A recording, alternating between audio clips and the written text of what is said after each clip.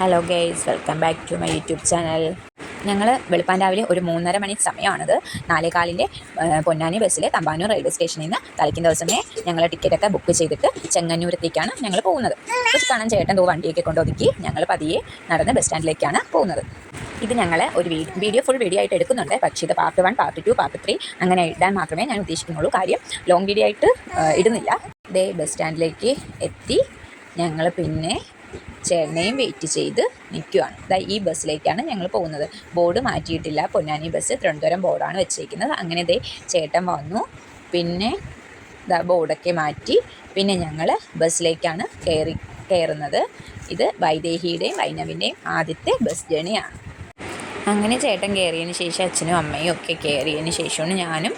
എൻ്റെ കയ്യിൽ കുഞ്ഞുവാവ ഉണ്ടായിരുന്നു. അങ്ങനെ ഞങ്ങളുടെ നമ്പരെന്ന് പറയുന്നത് 7ഉം 8ഉം ആയിരുന്നു. അതായത് ബസ്സിൽ നിന്ന് കയറുന്നതിൻ്റെ വലത് സൈഡിലായിരുന്നു ഞങ്ങളുടെ സീറ്റ്. പിന്നെ ബസ് എടുക്കാറായി, 4:15 സമയമായി.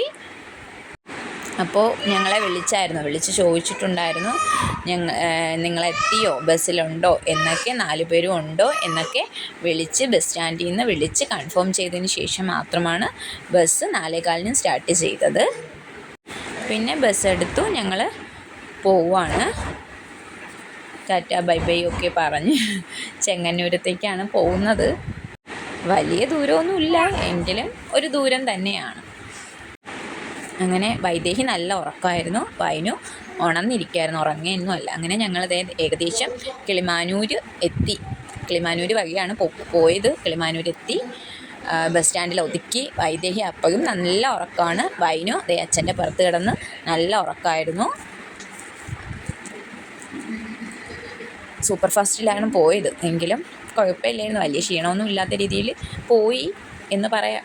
എല്ലാ പേരും നല്ല ഉറക്കമാണ്. എനിക്ക് ഉറക്കം നല്ല രീതിക്ക് വന്നു. പക്ഷെ ഉറങ്ങാൻ പറ്റത്തില്ല. കാര്യം കുഞ്ഞുവാവ എൻ്റെ കയ്യിലുണ്ട്. മോനെ ശ്രദ്ധിക്കണം. ഞാൻ തളിക്കുന്ന ദിവസമേ ഗുളിയൊക്കെ കഴിച്ചിട്ടാണ് ബസ് കയറിയത്. ബസ് യാത്ര വലിയ ഇതില്ലെങ്കിലും എനിക്ക് ഭയങ്കര ക്ഷീണവും വോമിറ്റിങ്ങും ഒക്കെ ഉണ്ടാകുന്ന ഒരു സാഹചര്യമാണ്. അങ്ങനെ ഞങ്ങളിതേ ചെങ്ങന്നൂർ ബസ് സ്റ്റാൻഡിൽ എത്തിയിരിക്കുകയാണ്. അപ്പോൾ അടുത്ത വീഡിയോയിൽ കാണാം.